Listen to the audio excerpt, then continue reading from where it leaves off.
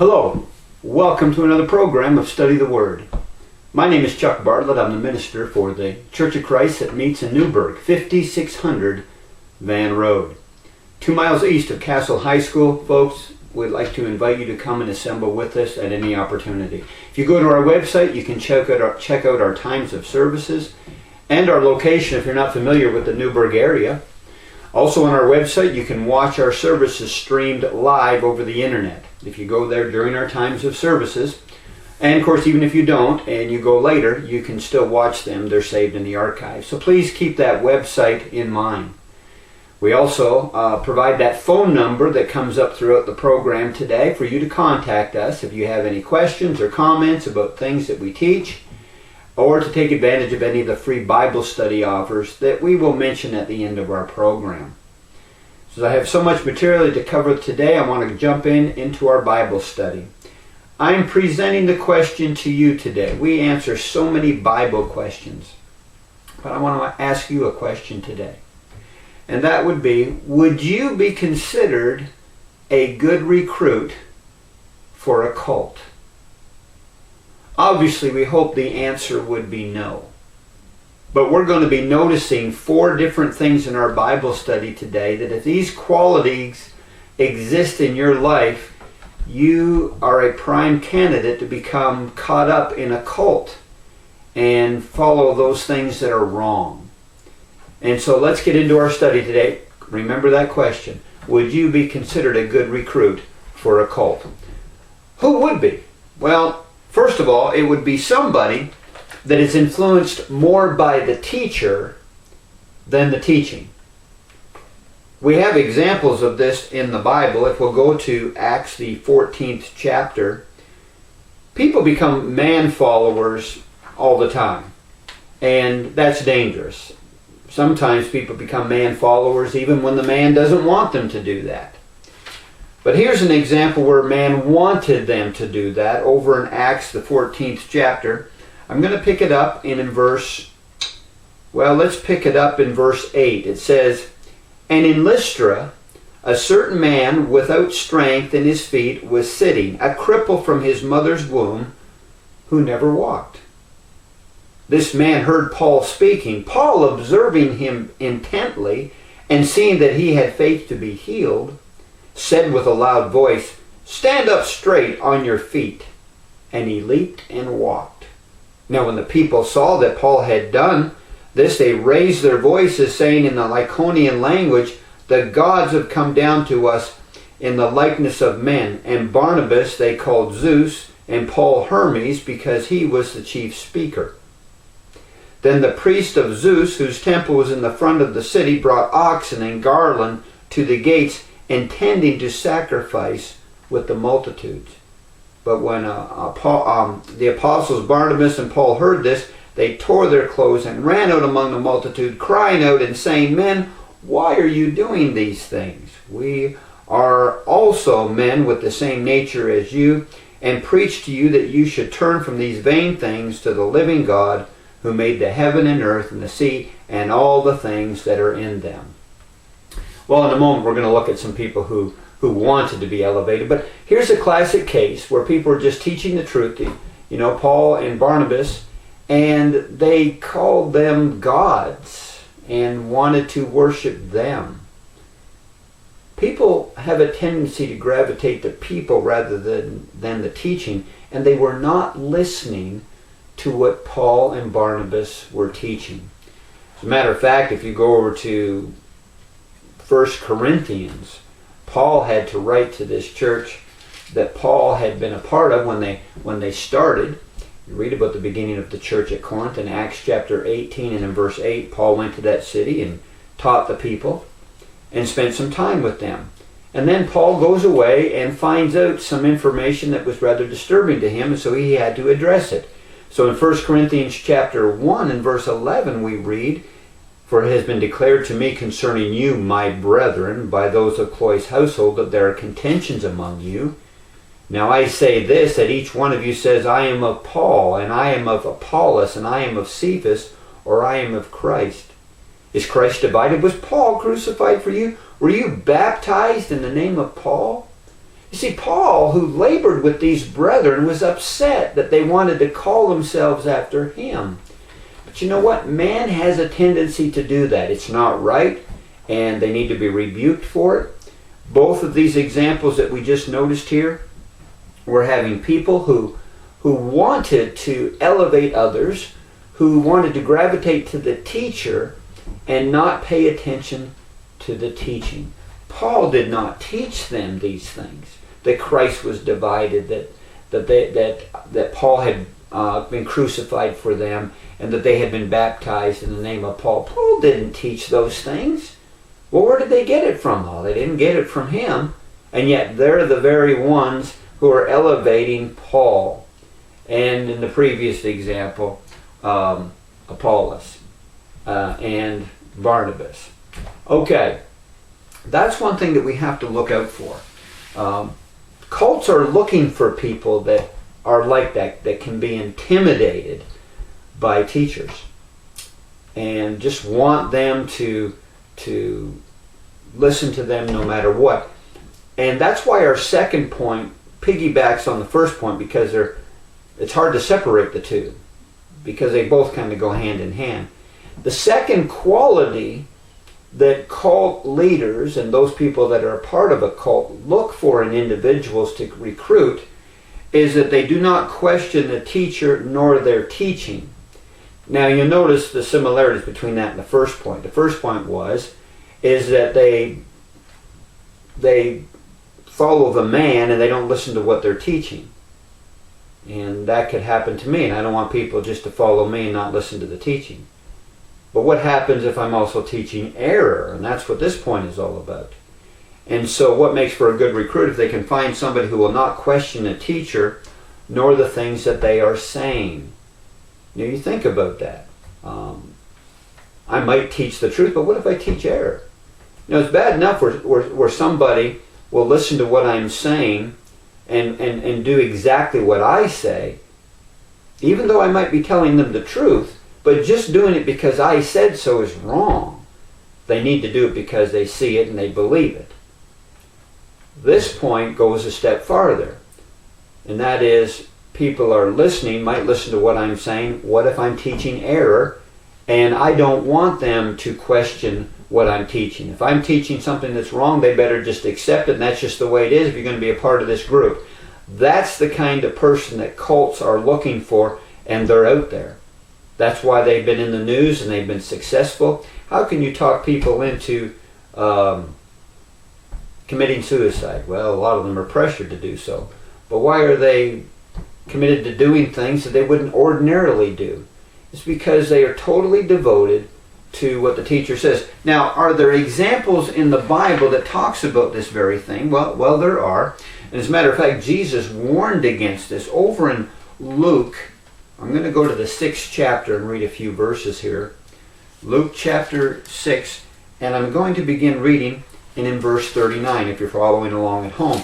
And if you don't have a Bible handy, and you'd sure love a copy of this to pass on to some friends that you think that are being influenced by cults, you can request a free DVD copy of today's program. Just take note of that phone number and let us know. So I'm in Luke chapter 6, and I'm going to begin reading in verse 39. And Jesus said this, and he spoke a parable to them. Can the blind lead the blind? Will they not both fall into the ditch? Verse 40. A disciple is not above his teacher, but everyone who is perfectly trained will be like his teacher. Now Jesus understands that obviously teachers have students. They're often referred to as disciples, but we're just supposed to be disciples of Christ. I may teach people, but I'm only teaching people the words of our Lord. But the danger is when people get to the point where they don't want to ask questions. There's nothing wrong with asking questions. You can go to Matthew chapter 21, and people came to Jesus and asked him, by what authority are you doing these things? Jesus came right back and said, well, I'll answer that question if you'll answer me a question. Well, they refused to answer his question, so Jesus didn't answer theirs. But there's nothing wrong with asking questions to find out.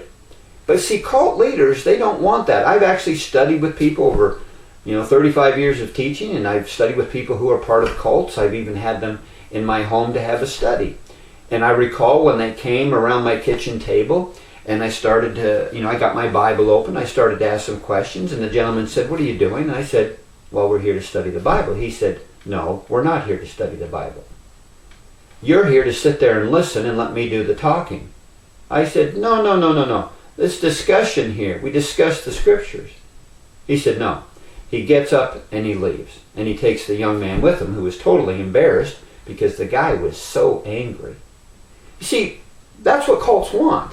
They want people who will not question the teacher nor anything that they teach. And if you're like that, and you would be a perfect recruit for a cult, but we would hope that you would have better sense than that, which we have been trying to convey on this weekly TV program. Now here's another thing, and it's huge within cults, and that is, you would be a great recruit if you can be convinced to avoid those who believe differently. You see, cults like to get people away from their family and their friends and cut off all communication. And if they want to communicate with somebody that's not a part of their group, they got to get permission. Can you imagine that? But it does exist. Well, what about Christians? Well, aren't we supposed to keep ourselves separate from the world? We're not to love the world nor the things that are in the world, as 1 John chapter 2 tells us. Well, that's true. We also know in 1 Corinthians chapter 15 and verse 33, we know evil company, evil companions corrupt good morals. We know that there are dangers out there, and we don't want to be influenced for bad. But the same token, folks, you have passages like Matthew chapter 5 that we're told to let our light shine. Verse 13, "You're the salt of the earth, but if the salt loses its flavor, how shall it be seasoned? It's then good for nothing but to be thrown out and trampled underfoot by men." He says, "You're the light of the world. A city that is set on a hill, it cannot be hidden. Nor do they light a lamp and put it under a basket, but on a lampstand, and it gives light to all that are in the house. Let your light so shine before men that they may see your good works and glorify your Father which is in heaven." You have to be around people to teach them. Jesus ate with sinners. Of course, we're going to be around them. Is there a danger of being around sinners? Well, of course there's a danger. But we want to influence them. We don't want them to influence us. And so we want to have that communication. You think of Mark chapter 16 and verse 15. "Go into all the world and preach the gospel to every creature." We need to go and teach it. The idea of sitting there saying, "Well, no, you cannot associate with anybody that's not a part of this cult," well, that's just wrong. If you have the truth, then you should be willing to defend it. 2 Corinthians 13:5 tells us to examine ourselves whether we're in the faith. There's something seriously wrong when people want to cut themselves off and they're not open for discussion. Well, but that relates to the previous point. You don't question the teacher. You don't question their teaching. And like the first one, you focus more on the teacher than the actual teaching. And that happens all the time. But we're not to be like that. Listen to what's being said. You might watch this program on a weekly basis and you say, "You know what, I like Chuck's personality." Okay. I like the way he talks. He might have that Canadian accent, whatever. But the point is, and you might not like those things, but is truth being taught? And you should settle for nothing but the truth. And when you sit down and study with people, if I were to come into your home, we're sitting down and studying, and I'm trying to persuade you to never talk to anybody, there's something wrong with me. I've studied with people and they said, "Chuck, well, that's an interesting point. I'm going to run that by my pastor next week." I don't say, "No, don't you ever go and talk to anybody. Don't you ever tell anybody what I'm saying." Well, that's kind of silly. Why would I be doing this TV program if that were the case? I'm not ashamed of the gospel. Romans chapter 1 and verse 16. It's the power of God unto salvation. So we're not afraid to defend. We're actually told by Peter, says, give an answer for the hope that's within us. And so we are to study the scriptures for a reason. And so if we have the faith, we need to defend it, and that's what the Lord expects out of us. But cults, they march to a different drum. They have their own set of rules, and they're specifically looking for people that would be prime candidates to be a part of it. And don't you fall for it. Anybody that tries to get you to be separated and cut yourself off from people who think differently, there's something wrong. Because if you have the truth, you shouldn't be afraid to talk about it. The only thing that suffers from investigation is error, and we have said that on this program over and over again. But there's something else when we think about that. Prime candidates to be a part of a cult are people who can develop our irrational confidence in the cult's teaching. Irrational confidence. Now, there's nothing wrong with having confidence in what you believe is right. See, when I go into a Bible study, and of course I do want to specifically mention here as we go over to the book of Galatians chapter 2. When I study with people, I believe I have the truth, but I tell them, you know what, I'm a man and I can make mistakes. I've been wrong before, I can be wrong again. But I'm willing to admit if I'm wrong if you can show me from the Scriptures. That's why we are to study and examine ourselves and test our faith. See, in Galatians chapter 2, we even have an apostle going to another apostle and rebuking him. Yes. I mean, shouldn't Peter have confidence that everything that he does must be right? Well, I learned here that it says, let me pick it up in verse 8 of Galatians chapter 2. This is interesting. Paul is writing to the brethren at Galatia, and he says, "For he who worketh effectively in Peter for the apostleship to the circumcision also worked effectively in me towards the Gentiles. And when James, Cephas, and John, who seemed to be pillars, perceived the grace that had been given to me, they gave me and Barnabas the right hand of fellowship, that we should go to the Gentiles, and they to the circumcised. They desired only that we should remember the poor, the very thing which I was also eager to do." Now listen to verse 11.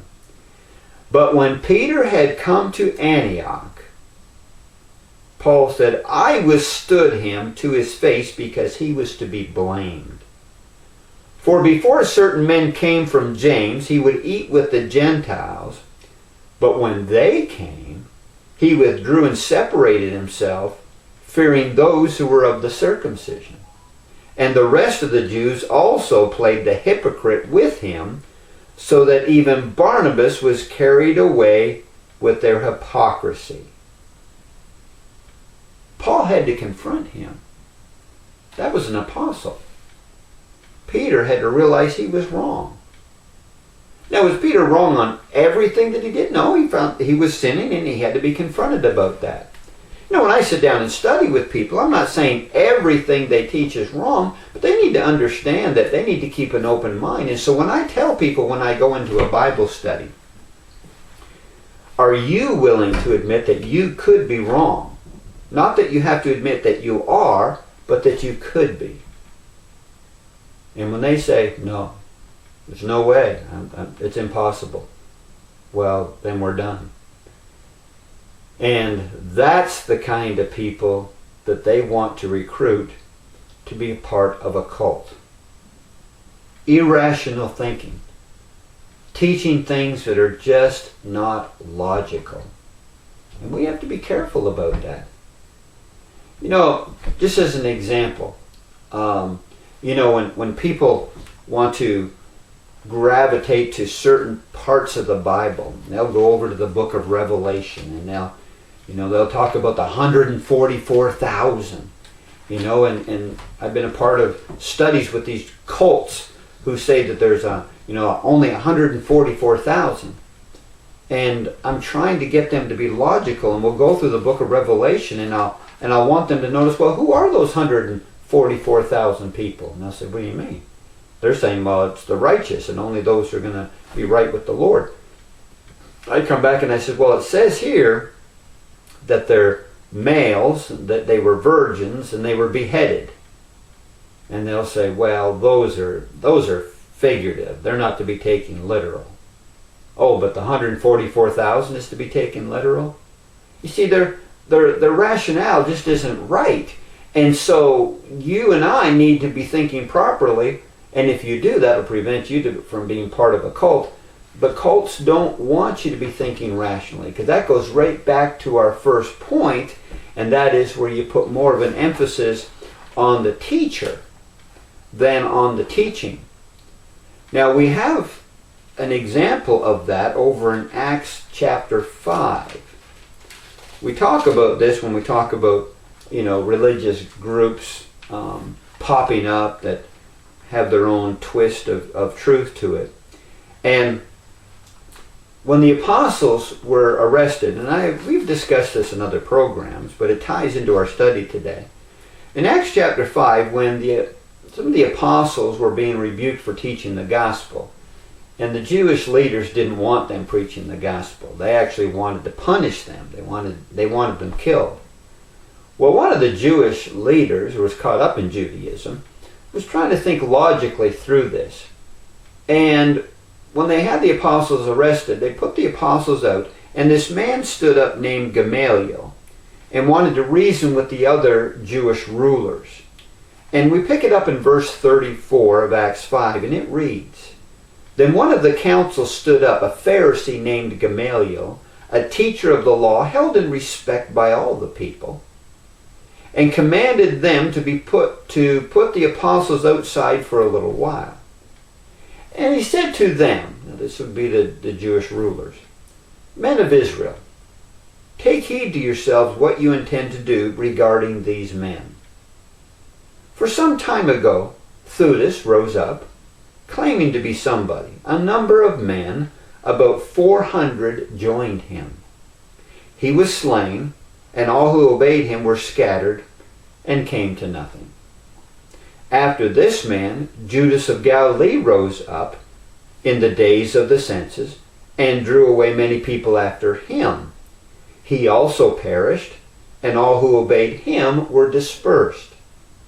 And now I say to you, keep away from these men, let them alone, for if the plan or this work is of men, it will come to nothing.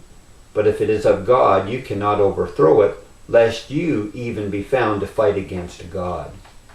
Now there's a few things that I really like about this passage. And some people would say, well, Chuck, that isn't a good passage to use because there are cults that have their cult leaders,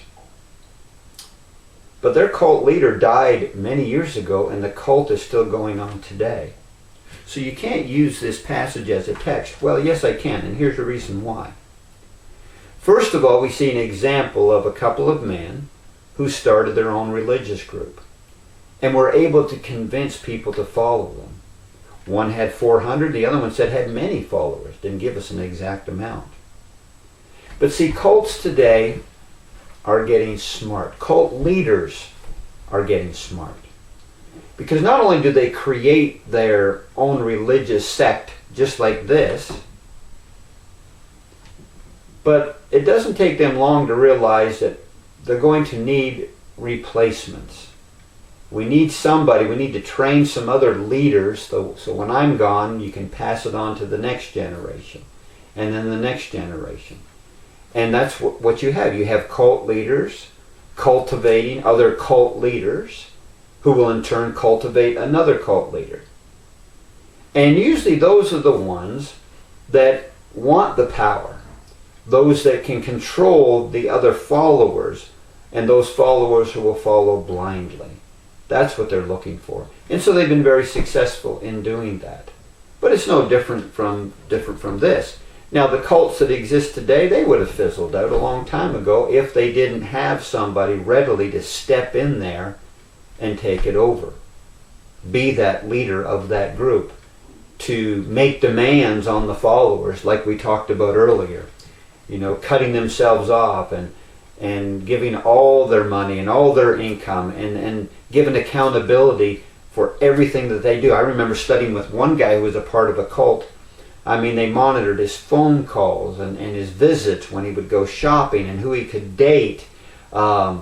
Managed his own money, had to tell them how much money he made, I mean, they controlled every aspect of his life. That's what cults do. Do you know who controls my life? Jesus Christ. And I have free will. And so if I don't abide in his doctrine, 2 John 9, then I'm just going to fall away. And I'm going to be doing my own thing. And I'll be held accountable for it in Judgment Day. Cults want to control everything now. And they will be successful. Why? Because there are people out there who meet these qualifications to be a great recruit for a cult. And I hope that you're not a candidate.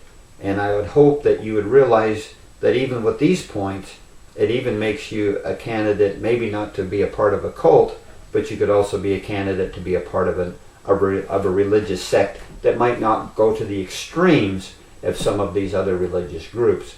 But you still have a tendency to elevate the man. You have a tendency not to question. You don't want to rock the boat.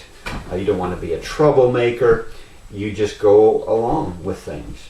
And folks, we need to stand up, and we'll be held accountable for those things. I've talked about this on our radio program.